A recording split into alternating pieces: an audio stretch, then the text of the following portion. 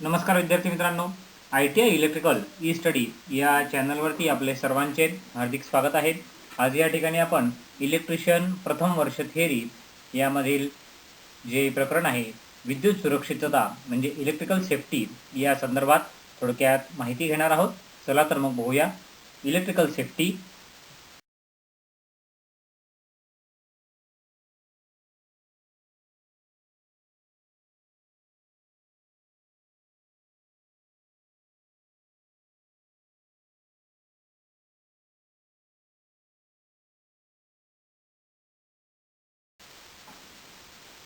विद्युत सुरक्षिततेचा अभ्यास करत असताना आपल्याला माहिती आहे की कोणतंही काम करताना हा अपघात होतो, परंतु अपघात कधीही दैवयोगाने हा होत नसतो।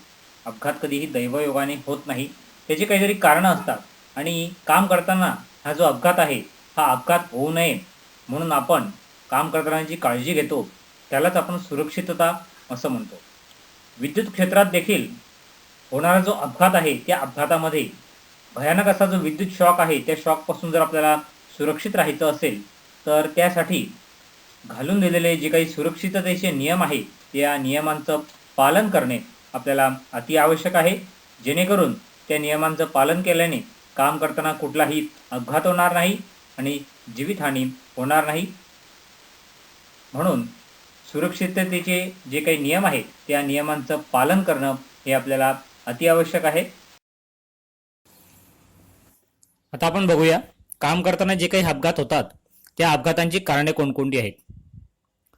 काम करताना होणारे जे अपघात आहेत ते अपघात कधीही आपोआप होत नसतात, तर त्यासाठी जे आपण काम करतो त्या काम करताना जो काही निष्काळजीपणा आहे, त्यानंतर होणाऱ्या धोक्याकडे दुर्लक्ष आहे, या पद्धतीचे जे काही कारणं आहेत ते कारणं त्याला कारणीभूत असतात।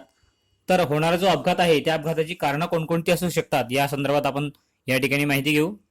पहिला आहे निष्काळजीपणा। काम करत असताना जर आपण ते काळजीपूर्वक करणार असाल तर त्या ठिकाणी कोणत्याही प्रकारचा अपघात होणार नाही, परंतु काम करताना जर त्या ठिकाणी निष्काळजीपणा होत असेल तर मात्र त्या ठिकाणी अपघात होत असतो। त्याचबरोबर कामाच्या जागी अपूर्ण प्रकाश। काम करत असताना त्या ठिकाणी पूर्ण प्रकाश असणं गरजेचं आहे, परंतु त्या ठिकाणी जर प्रकाश अपूर्ण असेल तर कामाच्या जागी पडणारा अपूर्ण प्रकाश हे देखील अपघाताचं एक प्रमुख कारण आहे। त्याचबरोबर काम करताना आपण जे हत्यारं वापरणार आहोत ते हत्यारं जर अयोग्य असतील, योग्य त्या ठिकाणी योग्य हत्यारांचा जर वापर होत नसेल, हे देखील होणारे जे अपघात आहे त्या अपघातांचं प्रमुख असं कारण आहे। त्यानंतर होणाऱ्या धोक्याकडे दुर्लक्ष। काम करताना आपल्याला जाणवतं आहे की या ठिकाणी धोका आहे, परंतु त्या धोक्याकडे जर दुर्लक्ष होत असेल तर हे देखील प्रमुख कारण अपघाताचं आहे। त्याचबरोबर फाजील आत्मविश्वास म्हणजे अति आत्मविश्वास। एखादं काम आपल्याला माहिती आहे की आपण हे काम करू शकणार आहे, परंतु त्या गोष्टीचा जर विश्वास बाळगणं हे अति आवश्यक आहे, परंतु त्या गोष्टीचा अति आत्मविश्वास बाळगणं हे मात्र अपघाताचं कारण आहे। त्याचबरोबर काम करताना कामाची जी योग्य पद्धत आहे परंतु ती योग्य पद्धत जर वापरण्यात येत नसेल, जर कामाची अयोग्य पद्धत असेल तर काम करण्याची अयोग्य पद्धत हे देखील अपघाताचं प्रमुख असं कारण आहे। त्याचबरोबर काम करताना त्या कामाची जर आपल्याला भीती वाटत असेल तर भीती देखील हे अपघाताचं कारण आहे। त्याचबरोबर काम करताना आपले जे काही इतर सहकारी आहेत त्या सहकाऱ्यांबरोबर जर तुम्ही चेष्टामस्करी करणार असाल, काम करताना चेष्टामस्करी करत असाल तर हे देखील प्रमुख कारण अपघाताचं आहे। कारण चेष्टामस्करी करत असताना आपण जे काम करणार आहोत त्या कामाकडे आपलं दुर्लक्ष होईल आणि त्या ठिकाणी अपघात होऊ शकतो।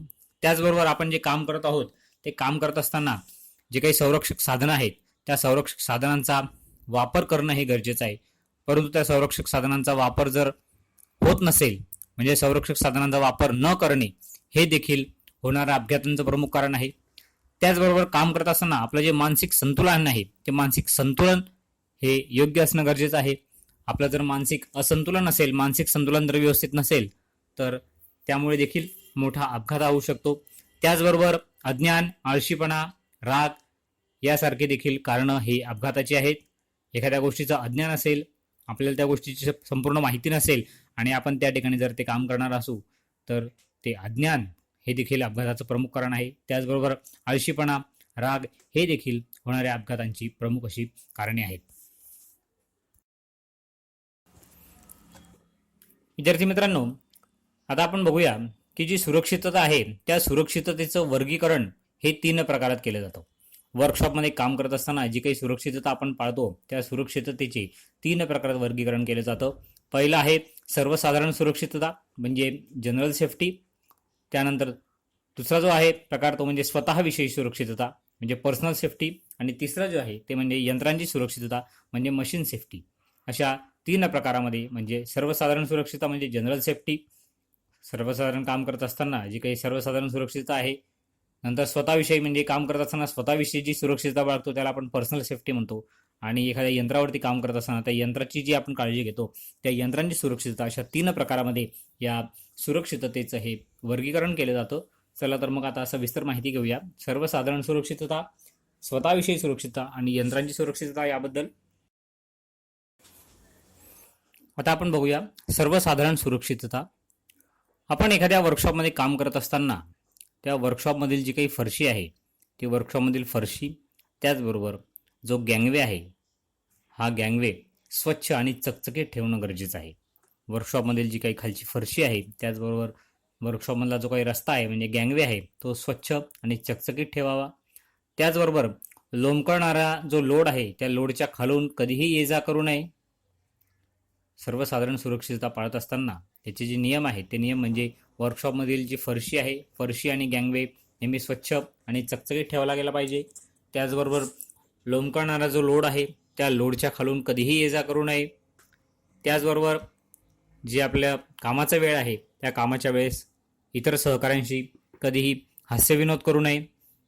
काम करत असताना आपण ज्या हत्यारांच्या सहाय्याने काम करणार आहोत त्या हत्यारांचं काम झाल्यानंतर योग्य ती जी हत्यारं आहेत ती योग्य त्याच ठिकाणी ठेवली गेली पाहिजे, म्हणजे जेणेकरून पुढच्या वेळी आपल्याला काम करताना ते हत्यारं लवकर आणि वेळेवर सापडतील. त्यानंतर जे आपण ज्या मशीनवर काम करणार आहोत ते मशीन चालू करून इतरत्र फिरू नये. जर तसं केल्यास त्या ठिकाणी अपघात होऊ शकतो. वर्कशॉपमधली जी काही फरशी आहे त्या फरशीवर जर काम करत असताना ऑइल सांडलं तर मात्र ते ताबडतोब पुसणं गरजेचं आहे, कारण ते ऑइल जर पुसलं नाही तर त्या ठिकाणी एखादा जो काम करणारा वर्कर आहे तो त्या ठिकाणी येऊन अपघात होऊ शकतो. त्याचबरोबर आपण ज्या मशीनवरती काम करणार आहोत ते मशीन सुरू करण्यापूर्वी त्या मशीनची संपूर्ण माहिती आपल्याला करून घेणं आवश्यक आहे, जेणेकरून त्या मशीनमध्ये कुठलीही अडचण निर्माण झाल्यास आपल्याला त्या मशीन संदर्भात संपूर्ण माहिती येईल. काम करत असताना आपण जी हत्यारे वापरणार आहोत ती हत्यारे जर खराब झालेली असतील तर ती ताबडतोब बदलणं गरजेचं आहे, म्हणून खराब झालेली हत्यारे ही ताबडतोब बदलावीत. काम करत असताना वर्कशॉपमध्ये काम करत असताना जो कॉम्प्रेसर आहे त्या कॉम्प्रेसरची हवा आपल्या किंवा इतर जे सहकारी कामगार आहेत त्यांच्याजवळ नेऊ नये, जेणेकरून कुठल्याही प्रकारचा अपघात हा होणार नाही. असे हे सर्वसाधारण सुरक्षिततेचे मुद्दे आहेत. आता आपण बघूया स्वतःविषयी सुरक्षितता काय आहे.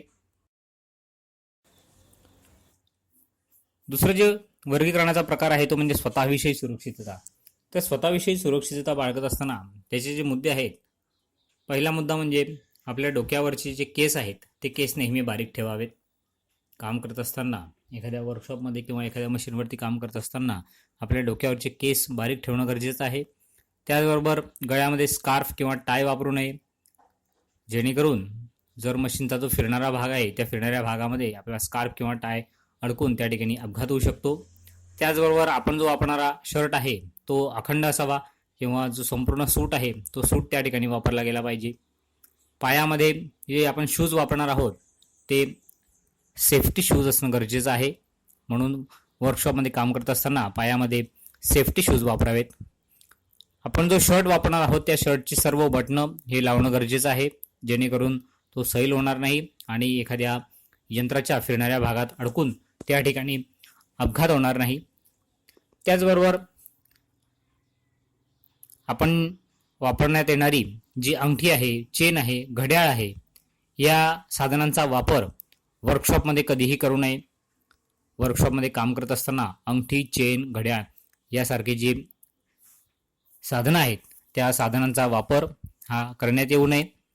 त्याचबरोबर मशीनमध्ये वापरण्यात येणारे जे कूलंट आहे त्या कूलंटवरती कधीही हात धुवू नये. वर्कशॉपमध्ये मशीनवरती वापरण्यात येणारे जे कूलंट आहे त्या कूलंटवरती कधीही हात धुवू नये. त्याचबरोबर आपण जे काम करत असताना हत्यारं वापरणार आहोत, त्या हत्यारांना जर तडे गेलेले असतील तर तडे गेलेले खराब झालेले जे हत्यारं आहेत ते हत्यारं कधी वापरू नयेत. ती जी हत्यारं आहेत ती ताबडतोब बदलावीत. त्याचबरोबर काम करत असताना ते योग्य त्याच पद्धतीने करावं, अयोग्य पद्धतीने कधीही काम करू नये. आपण जे काम करणार आहोत त्या कामावरती लक्ष हे केंद्रित असणं गरजेचं आहे. म्हणून त्या ठिकाणी अतिशय शांत चित्ताने काम करावं. काम करत असताना आपलं आणि इतरांचं लक्ष हे कधीही विचलित होऊ देऊ नये. असे जे मुद्दे आहेत ते स्वतःविषयी सुरक्षिततेचे आहेत. पुढचे जे मुद्दे आहेत ते आपण बघूया. यंत्राविषयी सुरक्षितता म्हणजे यंत्रांची सुरक्षितता. आता आपण बघूया यंत्रांची सुरक्षितता. वर्कशॉपमध्ये काम करत असताना कुठलंही जे मशीन आहे त्या मशीनची संपूर्ण माहिती असल्याशिवाय त्या मशीनवरती काम करू नये. म्हणजेच मशीनची संपूर्ण माहिती असल्याशिवाय ते मशीन सुरू करू नये. त्याचबरोबर त्या मशीनवरती असणारे जे टूल्स आहेत ते टूल्स जर आपल्याला ॲडजस्ट करायचं असेल तर मशीन बंद करणं आवश्यक आहे. मशीन बंद केल्याशिवाय ते टूल्स त्या ठिकाणी ॲडजस्ट करू नये. त्याचबरोबर आपण ज्या मशीनवरती काम करणार आहोत ते मशीन नेहमी स्वच्छ ठेवलं गेलं पाहिजे. त्या ठिकाणी जर आपल्याला काही मोजमाप घ्यायचं असेल तर मशीन बंद केल्यानंतरच त्या ठिकाणी मोजमाप घ्यायचं आहे. मशीनवरती एखादा जड जॉब चढवताना किंवा जर एखादा जड जॉब आपण खाली उतरवत असू तर त्या जॉबच्या खाली लाकडी फळी ठेवणं आवश्यक आहे. काम करत असताना जर आपल्याला तात्काळ काही चुकीचं वाटत असेल तर ताबडतोब आपली जी मशीन आहे ती मशीन बंद करणं गरजेचं आहे. कोणतीही मशीन सुरू करण्यापूर्वी त्या मशीनमध्ये असलेली जी ऑइलची पातळी आहे त्या ऑइलची पातळी ही तपासणं देखील गरजेचं आहे.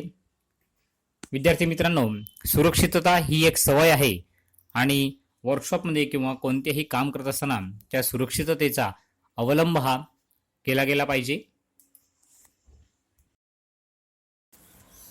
आता आपण बघूया की विद्युत क्षेत्रामध्ये काम करत असताना पाळावयाचे जे सुरक्षिततेचे नियम आहेत ते कोणकोणते आहेत. तर विद्युत क्षेत्रात काम करत असताना कोणतंही विजेचं काम करण्यापूर्वी सगळ्यात अगोदर मेन स्विच बंद करणं हे गरजेचं आहे. मेन स्विच बंद केल्याशिवाय कधीही कोणतंही विजेचं काम हे करू नये. चालू लाईनवरती कधीही कोणतेही काम करू नये. ज्या ठिकाणी सप्लाय लाईन चालू आहे, लाईनमध्ये सप्लाय चालू आहे त्या चालू लाईनवरती कधीही काम करू नये.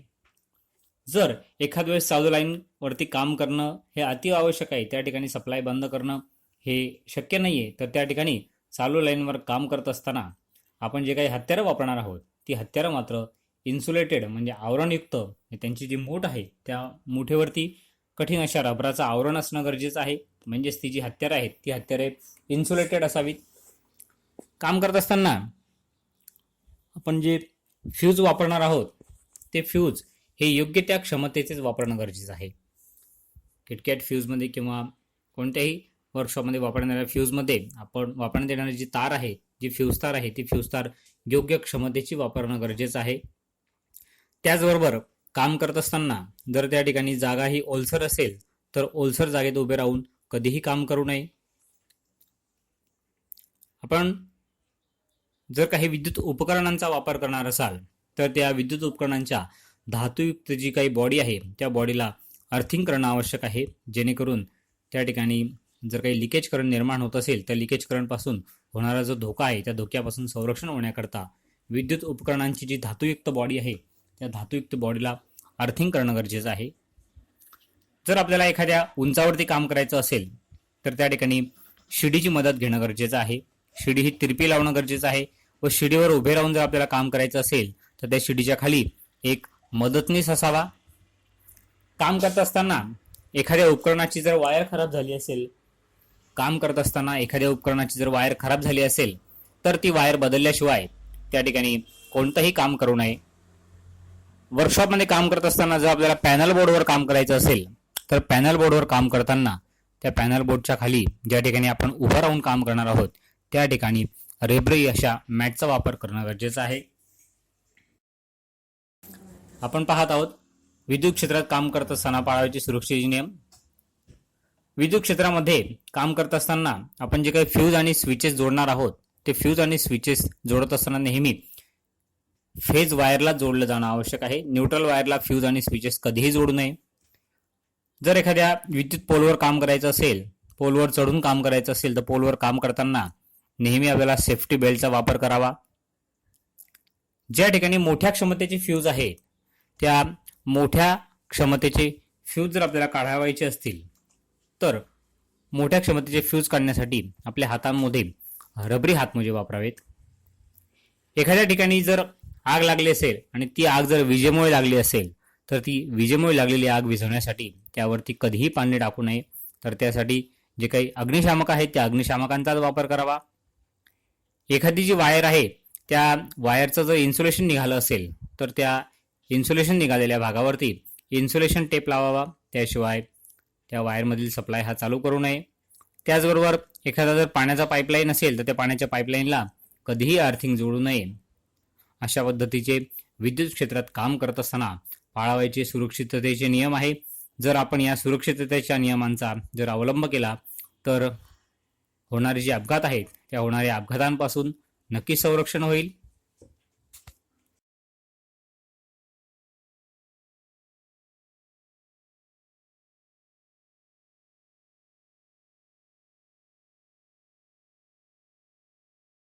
विद्यार्थी मित्रांनो, आज या ठिकाणी आपण विद्युत सुरक्षितता या संदर्भात त्या विद्युत सुरक्षितता म्हणजे काय, सुरक्षिततेचे वर्गीकरण किती प्रकारात केलं जातं, त्याचबरोबर विद्युत क्षेत्रात काम करत असताना पाळावयाचे जे सुरक्षिततेचे नियम आहेत ते कोणकोणते आहेत त्या संदर्भात थोडक्यात माहिती घेतली. धन्यवाद.